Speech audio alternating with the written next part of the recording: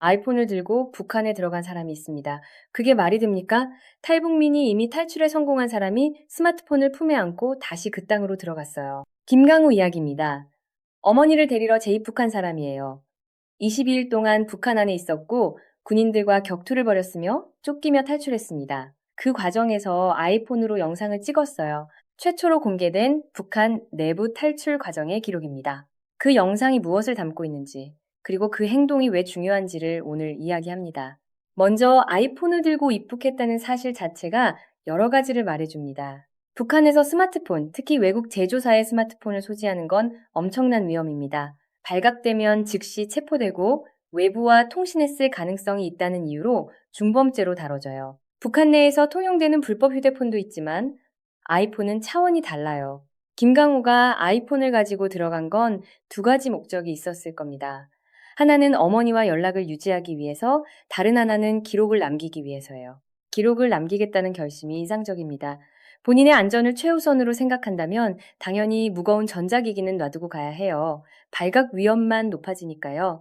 그런데 그는 가져갔어요. 그 선택 안에 이 일을 세상에 알리겠다는 의지가 담겨 있었던 거예요. 20일 동안 북한 안에서 무슨 일이 있었는지 조금 더 들어가 봐야 합니다. 그는 국경을 넘어 북한 안으로 들어갔어요.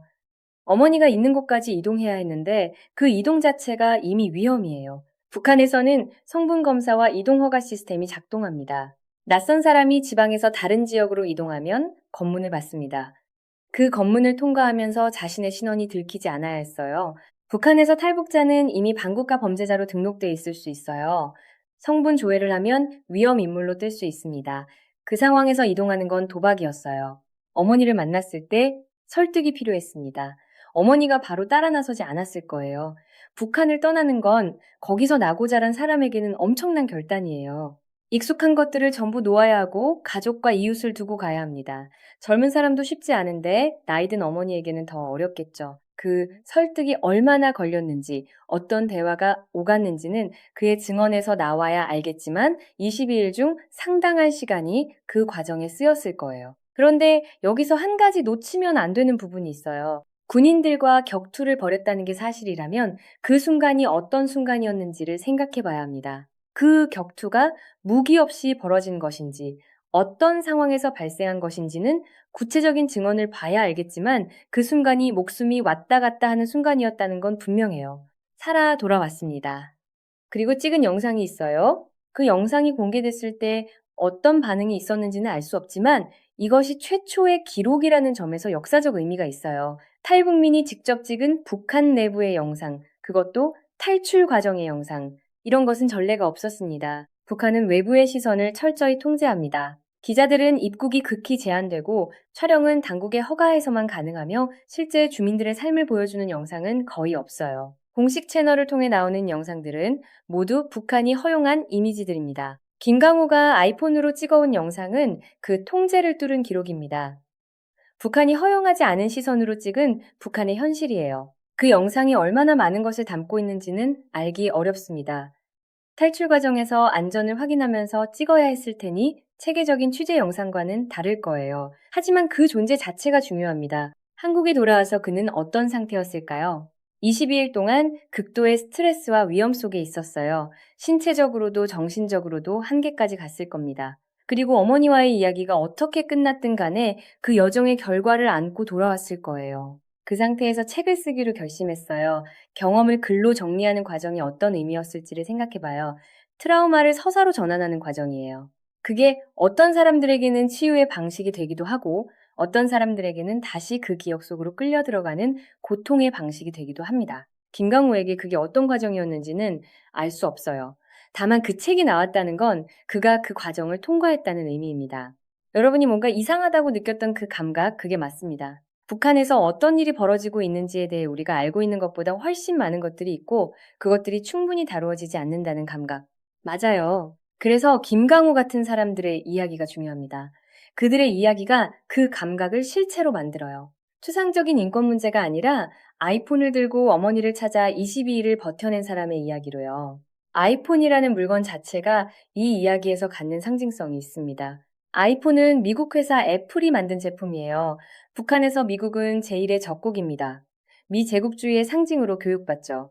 그 제국주의의 산물인 스마트폰을 손에 들고 북한 땅을 걸었다는 것. 이게 아이러니인 동시에 어떤 메시지이기도 해요. 더 실질적인 의미가 있어요. 아이폰의 카메라 성능은 당시 기준으로 매우 뛰어납니다. 저조도 환경에서도 움직이는 상황에서도 비교적 선명한 영상을 찍을 수 있어요. 새벽이나 어두운 환경에서 탈출 과정을 기록하기에 적합한 도구였을 겁니다. 그리고 아이폰에는 아이클라우드 같은 클라우드 백업 기능이 있어요. 찍은 영상이 자동으로 서버에 올라가도록 설정할 수 있습니다. 만약 그가 중국이나 외부 인터넷이 닿는 곳에서 와이파이를 연결한다면 찍은 영상이 자동 저장될 수 있어요. 설령 북한 안에서 폰을 빼앗기더라도 이미 업로드된 영상은 남는 방식이에요. 물론 북한 안에서 인터넷 연결이 일반적으로 되지 않아요. 하지만 국경 지역이나 특정 위치에서 중국 통신 신호가 닿는 경우가 있습니다.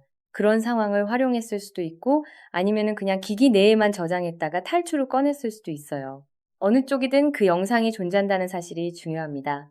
북한을 다루는 콘텐츠에는 종종 위성사진이 사용됩니다. 정치범 수용소의 위치, 건물의 구조, 활동의 변화, 이런 것들이 위성 이미지를 통해 분석되죠. 하지만 위성 사진은 새처럼 내려다보는 시점이에요. 그 안에 어떤 삶이 있는지는 보이지 않습니다. 김강우의 영상은 다릅니다. 그 안에 있는 사람의 눈높이에서 찍은 영상이에요. 북한 땅을 걸으면서 도망치면서 숨으면서 찍은 영상. 그게 같은 장소를 보여주는 것 같아도 전혀 다른 정보를 담고 있어요. 이게 왜 중요한지는 쉽게 이해할 수 있어요. 어떤 나라의 실상을 이해하려면 그 나라 안에 있는 사람들의 시선이 필요합니다. 외부에서 만들어진 분석이나 추정이 아니라 실제로 그 공간에 있었던 사람의 기록이요. 북한에 대해서는 그런 기록이 극히 드뭅니다. 그래서 김강우의 영상이 설령 완벽하게 체계적인 영상이 아닐지라도 희귀한 가치를 갖습니다. 어머니와의 이야기로 돌아가 봐요. 김강우가 22일 동안 북한 안에 있으면서 어머니를 설득해야 했습니다. 탈북을 결심하는 게 쉽지 않다는 건 앞서 이야기했는데 특히 나이 든 어머니의 경우 더 복잡한 감정이 있을 거예요. 평생을 북한에서 살아온 사람이에요. 거기에 친구가 있고 익숙한 공간이 있으며 어떤 형태의 삶이 있습니다. 그걸 떠나는 건 그냥 이사가 아니에요. 모든 것을 버리는 거예요. 다시는 돌아오지 못할 수도 있고 만약 실패하면 처벌을 받습니다. 그 두려움을 아들이 설득해야 했어요. 같이 가자는 말 한마디로 될 일이 아니에요. 어디로 가는지, 어떻게 살 수 있는지, 왜 이게 더 나은 선택인지를 설명해야 했을 거예요. 그리고 그 설명이 통했든 통하지 않았든 22일이라는 시간이 흘렀습니다. 군인들과의 마주침도 있었고 격투도 있었어요. 그 모든 것을 견뎌내면서 이 이야기에서 강렬한 건 결과만이 아니에요. 그 과정, 그 22일의 밀도가 강렬합니다. 하루하루가 생가사의 경계 위에 있었을 거예요. 어머니와 통화를 했다는 증언이 있어요. 북한 안에서 전화를 했다는 건 어떤 경로로든 통신이 이루어졌다는 거예요. 그 통화에서 무슨 말을 했는지는 그의 이야기를 직접 들어야 알겠지만 그 목소리가 연결됐다는 것만으로도 어떤 감각이 드는지는 충분히 상상이 됩니다. 탈북 이후 오랫동안 연락하지 못했던 어머니의 목소리를 북한 땅 안에서 어렵게 연결된 전화로 듣는 그 순간 그 감각이 어땠을지는 말로 설명하기 어렵습니다. 이 이야기를 더 많이 알리고 싶다면 구독과 좋아요를 눌러주세요. 이 채널에서 계속 이어가겠습니다. 군인들과의 격투 장면을 좀 더 생각해 봐야 합니다. 북한군이 국경 지역을 순찰합니다. 국경 지역 탈주자나 불법 입국자를 잡는 게 그들의 임무 중 하나예요. 군인을 만났다는 건 발각됐다는 의미예요. 그 순간 선택지는 두 가지입니다. 잡히거나 도망치거나. 김강우는 도망치는 길을 선택했어요. 그 과정에서 격투가 벌어졌습니다. 이 장면이 그 영상에 담겼다면 그 장면은 북한에 관한 어떤 다큐멘터리에서도 볼 수 없는 장면이에요. 북한 군인과 탈북민 사이의 실제 대면. 그것이 카메라에 담겼다는 건 설령 화질이 낮고 흔들리더라도 전례 없는 기록입니다. 물론 그 상황에서 카메라를 들고 있을 여유가 있었는지는 의문이에요. 아마 그 순간은 카메라가 아니라 생존이 우선이었을 거예요. 격투가 끝나고 도망치고 어느 정도 안전해졌을 때 기록을 남겼을 가능성이 높아요. 하지만 20일에 어느 시점에서 찍힌 영상들이 있다는 사실, 그리고 그게 최초 공개라는 사실은 변하지 않습니다. 탈북 과정을 다룬 영상이나 다큐멘터리는 있어요. 하지만 그것들은 대부분 탈출 후 재현된 이야기이거나 안전한 제3국에서 이루어진 인터뷰예요. 실제 진행 중인 탈출 과정을 당사자가 직접 찍은 영상은 다릅니다. 그 차이가 어떤 의미를 갖는지 이미 감이 오실 것 같아요. 북한을 다루는 방식에서 한 가지 지적해야 할 부분이 있어요. 주류 언론은 종종 북한을 알 수 없는 나라로 프레이밍합니다. 불투명하고 신비롭고 정보가 없는 나라로요. 그 프레이밍이 맞는 측면도 있어요. 정보가 극히 제한된 건 사실이니까요. 하지만 그 프레이밍이 때로는 알려진 사실들을 흐릿하게 만들기도 해요. 수십 년간 쌓인 탈북민들의 증언이 있고 조사위원회 보고서가 있으며 위성 이미지 분석이 있어요. 북한이 완전히 알 수 없는 나라는 아닙니다. 대략적인 실상은 이미 문서화돼 있어요. 김강우의 영상은 그 문서화에 새로운 층을 더합니다. 증언의 층이 아니라 직접 기록의 층이에요. 이 두 가지의 차이는 생각보다 큽니다. 증언은 기억에 의존하고 기억은 시간이 지나면서 변형될 수 있어요. 하지만 그 순간에 찍힌 영상은 그 순간을 그대로 담습니다. 흔들리고 거칠더라도 그 순간의 공기가 거기에 있어요. 그 공기를 담은 영상이 이제 세상에 있습니다. 그 랑국에 무엇을 의미하는지는 그걸 보는 사람들이 결정합니다. 하지만 이것만큼은 말할 수 있어요. 아이폰을 들고 북한에 들어간 사람이 살아 돌아온 것, 그리고 그 기록을 가져온 것, 그건 단순한 개인의 이야기가 아니에요. 북한이라는 체제에 대한 하나의 직접적인 저항이에요. 체제가 숨기려는 것을 드러내는 행동이었으니까요. 그 행동을 가능하게 한 건 어머니에 대한 사랑과 세상에 알리겠다는 의지가 동시에 작동했기 때문이에요. 어느 한 가지만으로는 그 위험을 감수할 수 없었을 거예요. 이 이야기를 더 많이 알리고 싶다면 구독과 좋아요를 눌러주세요. 이 채널에서 계속 이어가겠습니다. 김강우의 이야기에서 또 하나 주목해야 할 게 있어요. 그가 재입국을 결심했을 때 그걸 말린 사람들이 있었을 겁니다. 탈북민 커뮤니티에서도 한국의 지인들 사이에서도 미쳤어? 왜 다시 들어가? 라는 반응이 있었을 거예요. 상식적으로는 말리는 게 맞습니다. 목숨을 건 위험이니까요. 그런데 그는 갔어요. 이 부분이 중요한 이유는 그 결정이 이성적 계산의 결과가 아니었다는 거예요. 위험 대비 성공 가능성을 계산해 보면 상식적인 결정이 아닙니다. 한번 탈출에 성공한 사람이 다시 들어갔다가 잡히면 처벌이 더 가혹하고 어머니까지 함께 탈출시키는 성공 확률은 혼자 탈출보다 훨씬 낮아요. 그걸 알면서도 간 거예요. 이게 인간이 이성만으로 움직이지 않는다는 걸 보여줍니다. 가족에 대한 감정, 죄책감, 그리고 어쩌면 자신이 겪은 것들을 뭔가 의미 있는 것으로 만들고 싶은 욕구, 이런 것들이 이성적 계산을 넘어섭니다. 그 결과가 22일의 북한 체류이고 격투이고 탈출이고 영상이에요. 살아 돌아왔을 때 그가 어떤 감정이었는지는 상상하기 어렵습니다. 살았다는 안도감, 어머니와의 이야기가 어떻게 끝났는지에 대한 복잡한 감정, 그리고 몸이 기억하는 22일의 공포, 그 상태에서 책을 쓰기로 결심했다는 게 어떤 의미인지를 다시 생각해봐요. 글을 쓰는 것은 경험을 정리하는 과정이에요. 엉켜있는 감정과 기억의 언어라는 구조를 부여하는 거예요. 그 과정이 때로는 치유가 되고 때로는 다시 그 기억 안으로 끌려 들어가는 고통이 되기도 합니다. 김강우에게 그 과정이 어느 쪽이었든 결과는 책이에요. 그리고 그 책이 세상에 나왔습니다. 제목 나의 지옥은 나를 죽이지 못했다. 이 제목을 처음 봤을 때 느껴지는 게 있었어요. 단순히 생존을 선언하는 제목이 아닙니다. 나의 지옥이라고 했어요. 그 지옥이 여전히 그의 것임을, 그 경험이 그에게 속해 있음을 말합니다. 그리고 그게 그를 죽이지 못했다고 했어요. 과거형으로요. 이미 지나온 것. 그러나 여전히 현재에 영향을 미치는 것. 이 제목 하나에 그의 상태가 담겨 있는 것 같아요. 완전히 벗어난 게 아니에요. 그 경험을 안고 살아가고 있는 거예요.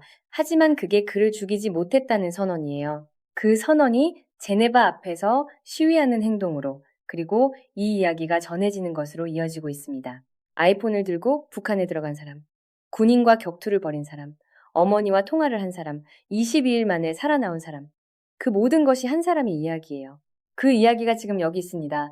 이 이야기를 더 많이 알리고 싶다면 구독과 좋아요를 눌러주세요. 이 채널에서 계속 이어가겠습니다. 이 이야기를 마무리하면서 한 가지 더 짚어야 할 부분이 있어요. 김강우의 영상이 최초 공개라는 수식어를 달 수 있다면 그건 그동안 이런 영상이 없었다는 의미예요. 그게 단순히 기술적 이유는 아닙니다. 스마트폰 보급이 이루어진 이후로 탈북 과정을 찍을 수 있는 기기를 가진 사람들이 있었을 수 있어요. 하지만 그 영상을 가지고 살아 돌아온 경우가 극히 드물었던 거예요. 탈출 중에 폰이 발각되면 그 폰은 압수됩니다. 그 폰 안에 뭐가 있는지를 북한 당국이 들여다보면 찍혔던 모든 것이 그들 손에 들어가요. 그리고 그 영상 속의 장소, 사람들, 경로가 수사의 근거가 될 수 있어요. 그래서 탈출 과정에서 폰을 이용해 기록을 남기는 건 이중의 위험입니다. 본인에게도 위험하고 영상에 등장하는 다른 사람들에게도 위험해요. 김강우가 그 위험을 감수하고 기록을 남겼다는 건 그 기록이 갖는 의미를 알고 있었다는 뜻이기도 합니다. 이 세상에 어떤 것들이 있다는 걸 눈으로 볼 수 없으면 믿기 어렵습니다. 탈북민들의 증언이 수십 년간 쌓였지만 그것만으로는 회의적인 사람들을 설득하기 어려운 경우가 있어요. 어떻게 그런 일이 실제로 있을 수 있냐는 반응이 나오는 거죠. 영상은 다릅니다. 보이기 때문에 부정하기 어려워요. 물론 영상도 조작될 수 있고 맥락을 빼면 왜곡될 수 있습니다. 하지만 그 출발점이 실제 기록이라는 점에서 증언과는 다른 무게를 갖습니다. 김강우가 가져온 그 기록이 누군가에게는 북한이라는 나라의 실상을 처음으로 보이는 방식으로 만들어줬을 거예요. 잠깐 이 이야기에서 우리가 아직 이야기하지 않은 중요한 부분이 있어요. 그가 탈출한 이후 어머니는 어떻게 됐을까요? 이 질문이 이 이야기의 가장 깊은 층에 있습니다. 김강우가 어머니를 데려오려고 들어갔는데 어머니와 함께 돌아왔는지 아닌지가 이야기의 핵심 사실이에요. 그게 어떻게 됐는지는 그의 직접 증언을 통해 확인해야 합니다. 이 영상에서 그 결과까지 다 말씀드리기 어렵고 그의 이야기를 직접 접하시는 게 맞을 것 같아요. 다만 어떤 결과였든 간에 그가 그 여정을 떠난 것 자체는 사실입니다. 그리고 살아 돌아와서 기록하고 알리고 행동하고 있다는 것도 사실이에요. 그 사실들이 우리에게 전해지고 있습니다. 아이폰을 들고 북한에 들어간 사람. 이 한 줄의 사실이 우리가 당연하게 여기는 정보의 자유, 기록의 자유, 그리고 사랑하는 사람 곁으로 갈 수 있는 자유가 얼마나 특별한 것인지를 역설적으로 보여줍니다. 그 자유를 가진 우리에게 이 이야기가 어떤 무게로 다가오는지는 각자가 느껴야 할 몫입니다. 이 이야기를 더 많이 알리고 싶다면 구독과 좋아요를 눌러주세요. 이 채널에서 계속 이어가겠습니다.